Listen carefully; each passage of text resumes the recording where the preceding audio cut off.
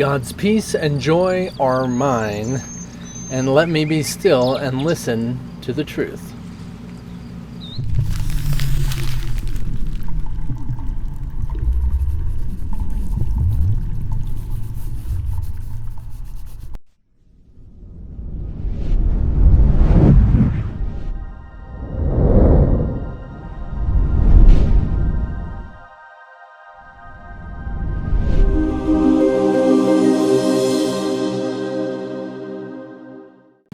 This is making sure that we come back and recognize that there is an ego going on here.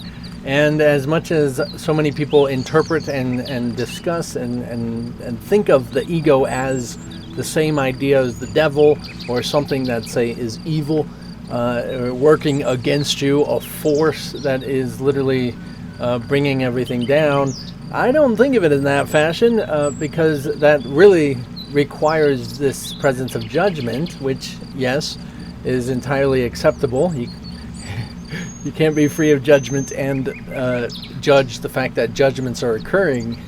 So in the sense of recognizing it, it goes in the same way of the ego is just a mechanism, a tool that makes it possible for you to experience the world.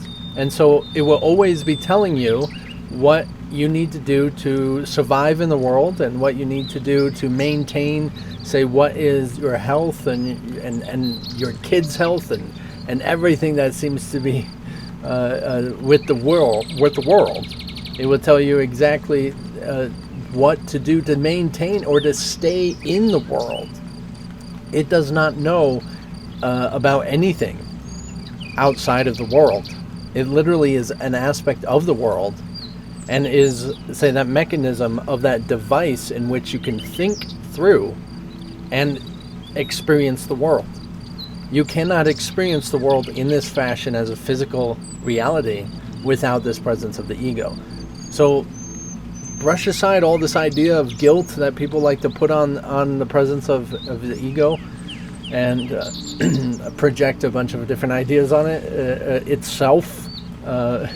Really just attempting to maintain and keep you in the world. But as far as taking this seriously and what this is about today, and remembering that going down into this silence and listening to the voice of God, did it even say that you're the mighty voice for truth? As I didn't use the word booming like I seem to always remember it, the booming voice of truth. Now, a lot of people actually call it the still small voice. I was raised with recognizing in that fashion, and I would differ from that.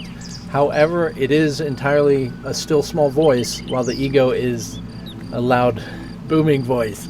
So they switch positions, because in the sense when you do get into a place where you're not thinking, and you don't have a presence of thought as in your ego thought, you are able to actually hear, say, the voice of God and truth, quite literally booming into your experience. But it's, of course, not in the same linear perspective, so it is an alternate dimension of understanding, and it gets a little disorienting to even think about or make sense out of it.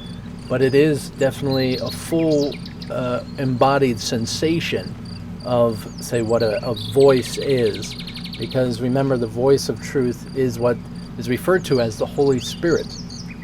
But if you understand what the Holy Spirit is, as I've tried to explain it many times, and always do, and will do again and more, until you experience it, it's a little arbitrary and confusing. But the Holy Spiritual Universe, and I add the universe on there so that it makes it a little bit more sense, to keep it from being this sense of an identity, as it so easily and has been distorted into, say, this idea of a ghost, the Holy Ghost, a complete fabricated idea of separation. And so we just want to emphasize and recognize that the Holy Spiritual Universe is the totality of all the illuminated and transparent holographic representation of the universe. It is energy of all that is, and that is the only force that exists. And it is naturally pushing, like a current in water, naturally pushing to the source of its existence, which is the truth. And so therefore it represents what is in consciousness. You see it as your people, you see it as your world, and then it naturally is guiding you and directing you. And so you have to be able to stop the free will thinking, independent free will thinking, and then you naturally recognize that voice of truth, say, pushing you along in that natural current. It's a natural current. It's not so much of an identity or a conscious self, but you are, and so you can experience it in that way, just like you can experience the Holy Spiritual Universe literally in any sort of way that you ever desire, and anything you're actually committed to. You're fully committed to this physical world, and that's why you're still here, experiencing the Holy Spiritual Universe as physical. So it's quite a journey, and you're on the right path. It's exciting.